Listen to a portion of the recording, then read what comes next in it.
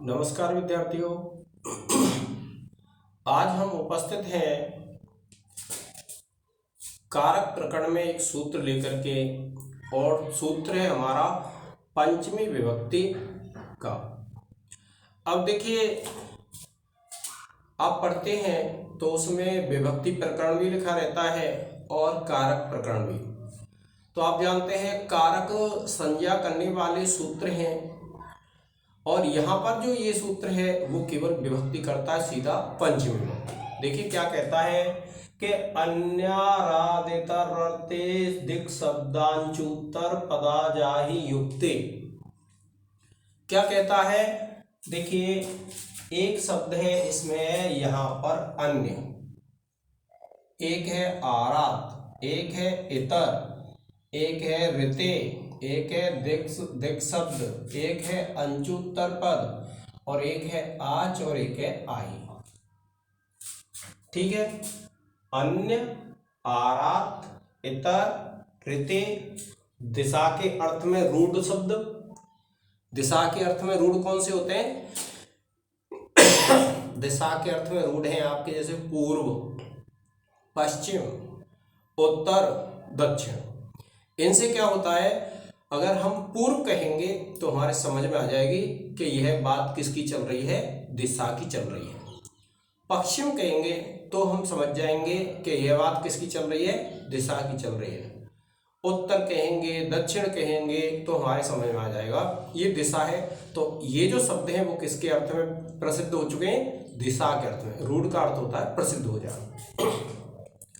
फिर दिया हुआ है अंचु उत्तर पद। अंचु एक प्रत्यय होता है, और जैसे ये जो प्रत्यय है वह क्या है, अंचु प्रत्यय है। तो जिसके अंत में अंचु लग रहा हो प्रत्यय, और एक है आच, यह भी प्रत्यय है। तो आच प्रत्यय जिसके अंत में हो, और एक है विद्यार्थियों आही। ये जैसे आप पढ़ेंगे तो एक दक्षिण शब्द है, इसमें आज प्रत्यय लगा करके बन जाता है विद्यार्थियों दक्षिणा। क्या बन जाता है, दक्षिणा। ऐसे ही दक्षिण में आही लगा करके बन जाता है ये दक्षिणाही। ऐसे ही अंचु से बने हुए हैं, हम पढ़ेंगे प्राक और प्रत्यक। ये दो शब्द पढ़ेंगे हम जिनके पीछे अंचु लगा हुआ है, यानी अंचु प्रत्यय लग के उसका लोप हो गया है, तो ये अंचु प्रत्यांत हो जाएंगे विद्यार्थियों। ठीक है, तो ये क्या कहते हैं कि ये शब्द अगर आ जाए, कौन से, अन्य, आरात, इतर, ऋते, दिशा के शब्द में, और अंचु उत्तर पद वाले, और आज प्रत्यांत और आही प्रत्यांत, तो उनके योग में क्या है, पंचमी विभक्ति का प्रयोग होता है। कौन सी विभक्ति लगती है, पंचमी विभक्ति लगती है। अब देखिए, जैसे एक उदाहरण है,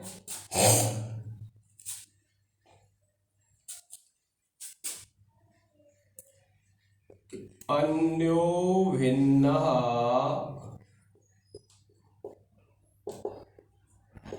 इतरो वा, अन्यो भिन्नः इतरो वा कृष्णात्। इसका अर्थ है कृष्ण से भिन्न। ठीक है विद्यार्थियों, अब आपसे पूछ लिया जाता है कि इसमें क्यों आया है, तो आप बता देंगे कि जो अन्य है, भिन्न है और इतर है, इनके योग में इस कृष्ण में क्या आ गई, पंचमी विभक्ति। दूसरा है, देखिए उदाहरण,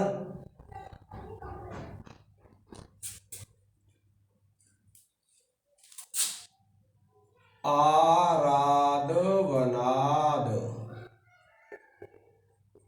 अब देखिए यहां इस आराध के योग में वन में कौन सी आ गई, पंचमी विभक्ति। अब देखिए ये जो आराध होता है इसके दोनों अर्थ होते हैं, दूर भी और पास भी। तो इसका अर्थ होगा वन के पास या वन के दूर। अब आपसे कोई पूछे ले कि ये जो आरात शब्द है इसमें पंचमी क्यों आई है, तो आप बता देंगे अन्य आराधितर रहते, इस सूत्र से इसमें पंचमी विभक्ति आई है क्योंकि इसमें आरात का प्रयोग है। फिर देखिए एक आया है पूर्वोग्रामात। क्या आया है? पूर्वोग्रामात, गांव के पूर्व। तो अब देखिए ये जो पूर्व है दिशा के अर्थ में रूढ़ शब्द है, इसलिए इस सूत्र से इस ग्रामात में पूर्व के कारण क्या आ गई? पंचमी विभक्ति आ गई। फिर उसके बाद देखिए इसमें दिया हुआ है चैत्रात पूर्वः फाल्गुनः। क्या दिया है? चैत्रात पूर्वः फाल्गुनः। इसका अर्थ यह है चैत के महीने से पहले फागुन का महीना आता है। क्या है? चैत्रात पूर्वः फाल्गुनः, यानी चैत के महीने से पहले फाल्गुन महीना आता है। तो अब आप कहेंगे यहाँ तो पूर्व पहले पहले अर्थ में नहीं है, यहाँ क्या है? काल के अर्थ में है। कवि ने बताया है देश और काल के जो वाचक शब्द होते हैं ये दिशावाची, तो भी क्या है उसमें पंचमी विभक्ति आती है। तो यहाँ समय का बोधक है। फिर उसके बाद देखिए आप देखेंगे इसमें ये दिशा का अर्थ वाला है, अंशु उत्तर वाले हैं प्राक और प्रत्यक। तो आप लिखेंगे प्राक प्रत्यक व ग्रामात, गांव के पहले। तो ये जो प्राक शब्द है और प्रत्यक शब्द है वह कैसा है? अंशु उत्तर पद है। इसमें अंशु प्रत्यय लगता है और उसका लोप हो जाता है, इसलिए इसमें ग्रामात में पंचमी आई है। किस सूत्र से? अन्यारादितर रहते, इस सूत्र से। फिर देखिए आप लिखेंगे दक्षिणा ग्रामात। क्या लिखेंगे? दक्षिणा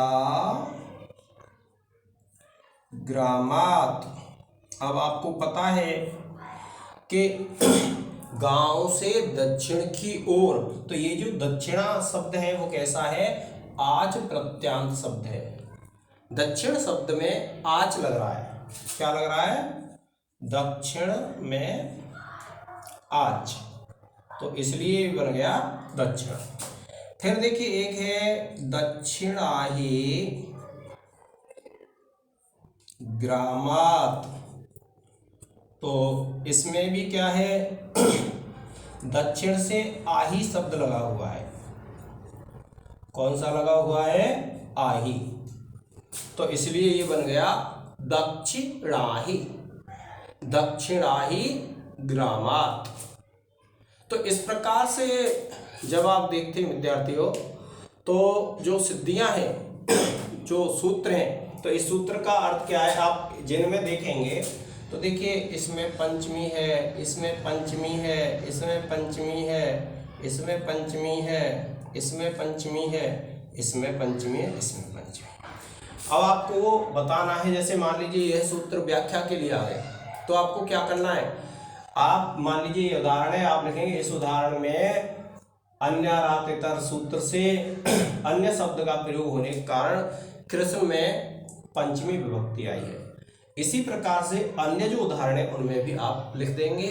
तो विद्यार्थियों आज के इस लेक्चर में इतना ही। इसका एक स्क्रीनशॉट ले लें, आगे पढ़ेंगे अन्य सूत्रों को। जय हिंद, जय भारत।